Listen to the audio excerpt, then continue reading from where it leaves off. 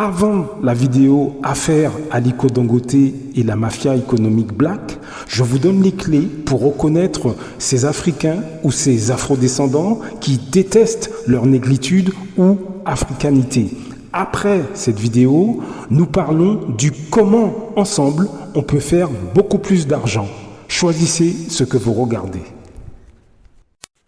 Blaf, bonjour, Africains, Africaines, Afrodescendants, Afrodescendantes, je vous salue. L'alcool en Afrique. Alors, je ne vais pas développer, vraiment les quantités d'alcool qui sont bues en Afrique ou quoi. C'est pas ça qui m'intéresse dans cet audio. C'est surtout comment les marques visent nos jeunes, que ce soit en Afrique ou dans les Antilles ou ailleurs, au sein du monde noir. Ça fait froid dans le dos, pour être honnête. Ça fait vraiment froid dans le dos. Je vous parle de ça parce que j'ai regardé un documentaire. Je vous donne le titre et la chaîne. Hein. C'est Alcool, les stratégies pour nous faire boire, Cash Investigation. C'est sur la chaîne Cash Investigation. Allez voir, ça fait froid dans le dos. Vous allez voir comment nos jeunes sont visés par les marques, par le biais des concerts de rap. Quand je vous dis qu'on doit se former, mes amis, on doit connaître les puissances de l'argent. Qu'est-ce que les puissances de l'argent font et comment ils font pour viser nos jeunes, pour viser nos communautés, pour viser nos pays, mes amis. On ne doit pas rester passif sur les questions d'argent, de finances, de flux comme ça, de millions, etc., qui sont faits sur le dos de nos semblables. On doit se former. Je vous passe un petit aperçu, on en parle juste après. De publicité au cinéma et à la télévision, à part quelques rares exceptions, c'est interdit. Mais surtout, elle régit le contenu des publicités. Ainsi, ce genre de pub, qui passait avant la promulgation de la loi F20, est totalement illégal aujourd'hui. Se servir du glamour pour vanter un alcool, c'est niette. Jouer sur la... séduction, c'est niette encore. Associer des gens joyeux à un alcool, c'est reniette. Bref, tout ce qui fait rêver est interdit, car trop incitatif. D'ailleurs, même notre dessin ne respecte pas vraiment la loi, car à part exposer des gens dont le métier est lié à l'alcool, les personnages sont interdits. En gros, seules les caractéristiques du produit peuvent apparaître, mais sans fioriture, style nature morte. Autrement dit, les publicités peuvent parler du degré d'alcool, de l'origine, de la fabrication, de la couleur, du goût, ou encore des récompenses des alcools. Mais c'est tout. Retenez bien cela, c'est important pour la suite. Tout ce qui n'est pas autorisé dans cette liste est interdit. Comme de se servir de la musique et de musiciens pour vanter un alcool. Par conséquent, quand la marque Chivas inonde les réseaux sociaux par le biais de concerts de rap, est-ce une stratégie délibérée de la part de Ricard ?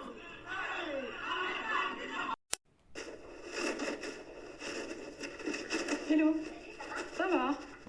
Nous décidons d'aller voir l'une des responsables du service marketing qui a participé à l'organisation de ces concerts. Le vrai attrait de cette soirée, c'était la programmation musicale. D'accord. Tous les soirs, il y avait un artiste qui venait faire un show, comme ça, dans une pièce quasiment pas plus grande que ça, en face des gens. Le problème, c'est que nous, on ne peut pas annoncer la programmation musicale puisque c'est pas un thème événement. Maintenant, pour la programmation musicale, parce que l'équipe, on est quand même un petit peu malin, moi j'ai appelé tous mes contacts, Combini, Vice, OKLF, Ibis, en leur disant « Ouais, tu sais, tel soir, on ouvre, et puis attends, le premier soir, il y a SCH, et puis le deuxième soir, il y a Jazzy Bass, et puis il y a Oxmo. » Tout ça, en fait, fait que le message est passé. Ouais. Combini a fait un article où tu as tout l'habillage autour, c'est Chivas The Blend, et ça annonce toute la programmation musicale. Enfin, voilà. Ouais. On a fait un peu leaker la programmation. Elle est sortie sur les 3-4 bouts magazines et ça s'est rempli direct comme ça. D'accord. c'est ainsi que 14 concerts ont été annoncés dans des médias suivis par des jeunes. Voilà, vous avez entendu, mes amis, vous avez entendu comment ils arrivent à contourner les lois, comment ils arrivent à atteindre nos jeunes pour les faire boire. Ils le font par le biais de la musique qu'ils écoutent. Moi aussi, j'écoute du rap. Hein. Ils le font par... alors que je ne suis pas jeune, hein, mais je ne vais plus dans les soirées depuis des années. Nos jeunes, ils y vont. Ils y vont, mes amis. Et c'est pareil pour la cigarette.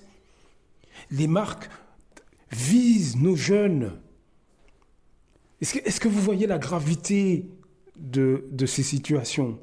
Vous savez que, j'en ai déjà parlé dans un audio, vous savez que aux États-Unis, l'industrie des prisons, parce que les prisons sont privées, c'est comme une entreprise en fait. Et donc, plus il y a de prisonniers et plus la prison touche de l'argent. C'est carrément une économie. Cette industrie génère des millions et des millions de dollars. Mais vous savez comment ça a commencé? J'en ai déjà parlé. Il y a des années de ça, l'industrie de la musique et l'industrie des prisons, ils ont fait un pacte. C'est le pacte du diable. Vous savez ce qu'ils ont fait? Ils ont mis en avant le rap violent pour inciter nos jeunes à se tuer entre eux et pour qu'ils terminent en prison.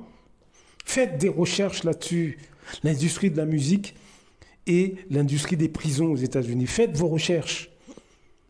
Est-ce que vous comprenez que notre passivité sur ces questions-là, le fait de ne pas s'informer, le fait de laisser nos enfants regarder des clips de rap violents, le fait de ne pas se poser des questions sur l'argent, les forces de l'argent, est-ce que vous voyez où ça nous mène? Parce que, bien sûr, vous ne pouvez pas vous attaquer à une industrie tout seul. Mais le fait de savoir les choses, le fait d'en parler autour de vous, mes amis, ça, c'est de la prévention. Est-ce que vous voyez ce que je veux dire? Le fait d'en parler, le fait d'être au courant et d'en parler autour de vous. Parce que, bien évidemment, je vous incite à vous former sur les questions financières, sur les questions politiques, sur la géopolitique. Mais ce n'est pas pour garder l'information pour vous. C'est pour en parler en famille, pour en parler à vos jeunes comme aux moins jeunes. Il faut que l'information, la vraie information, il faut qu'elle soit diffusée dans nos pays et au sein de nos communautés. Et ça, c'est au sein des masses populaires que nous sommes. Parce que je vous ai déjà dit qu'il y a une catégorie d'afrodescendants à travers le monde qui en ont rien à foutre de nous. Ils profitent, ils sont associés avec les médias occidentaux. Ce sont évidemment les présidents africains, les élus antillais. Ce sont évidemment les artistes, pas tous, mais beaucoup d'artistes. Ce sont ces afrodescendants qui sont sur toute l'échelle sociale, qui, eux, veulent nous inciter à danser, manger, rigoler. Est-ce que vous comprenez? Il faut qu'on se méfie de ces gens, mais il faut aussi qu'on soit armé avec de l'information. Parce que plus vous êtes informé et plus vous pouvez discerner les choses.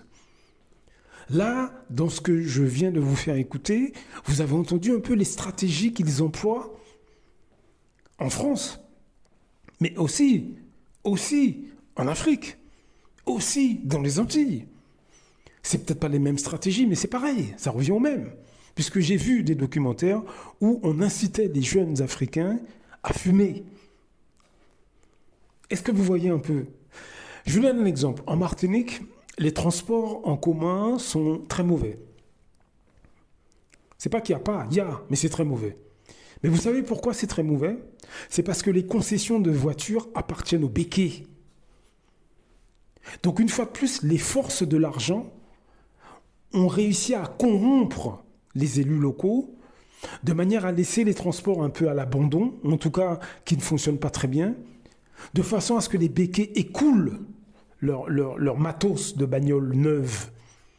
Et effectivement, en Martinique, tout le monde a une bagnole pratiquement neuve. Hein. Quand vous êtes à la Martinique, vous regardez les voitures, mais je vous assure que, franchement, à mon avis, 50%, 60% du parc, ce sont des voitures pratiquement très récentes. Hein.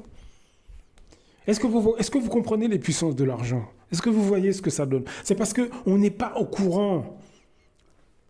On vit notre quotidien sans trop se poser de questions. Beaucoup d'entre nous vivent leur quotidien sans trop se poser de questions. Vous voyez?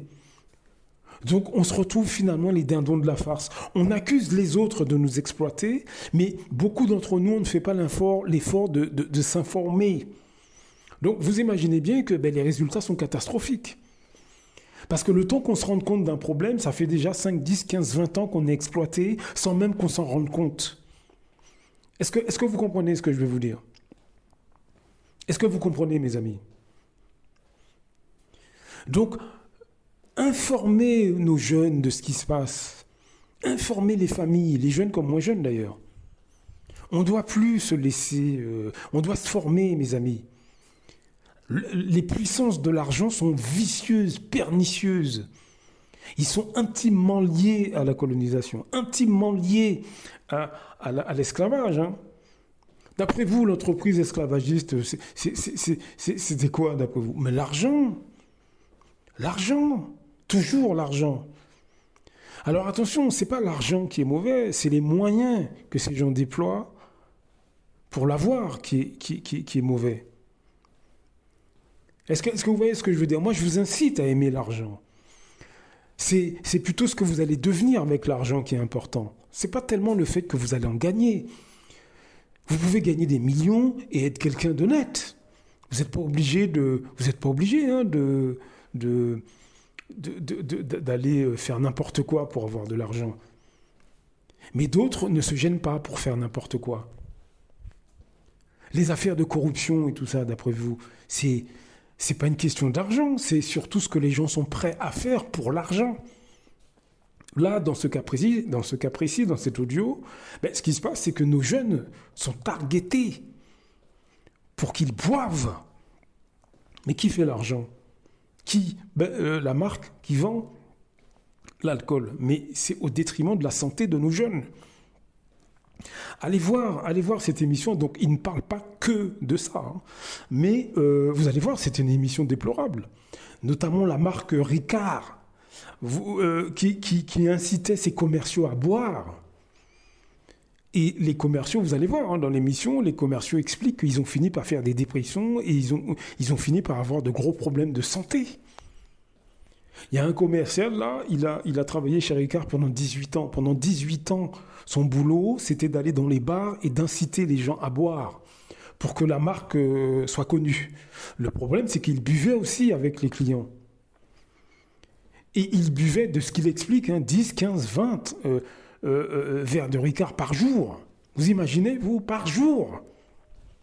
Il a fini par avoir une santé complètement esquintée. Donc voilà. Faites attention à vous, mes amis. Formez-vous, informez-vous, renseignez-vous. Blaf, à très bientôt.